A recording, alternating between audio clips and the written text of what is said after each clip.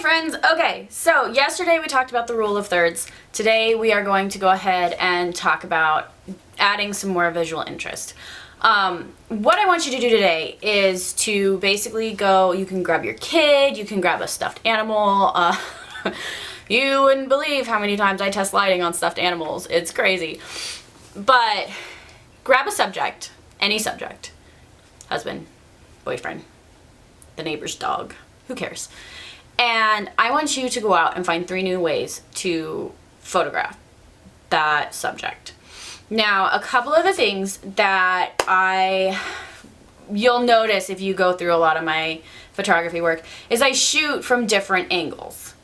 And so, a couple different angles I want you to look at. You can shoot from straight on, like this.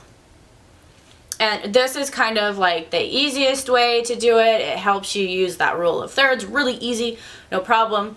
And it captures whatever you're looking at. The second way that I like to shoot, like I do this all the time, especially with Gracie, my youngest. She is just so small that shooting from straight up above her is one of the coolest things to do. You can, obviously you only see the top of her head, but like if she's bending down to pick up a toy or she's playing with something, you can add focus on that toy by shooting up over her head. Because it kind of keeps from, you don't see that distraction of whatever her face is doing, especially if she's pouting or something crazy like that. But, which those are cute photos too. But so you can shoot from up above her, and if they're holding a toy, or maybe they have a blankie or a bear or something, you can really create focus on that item.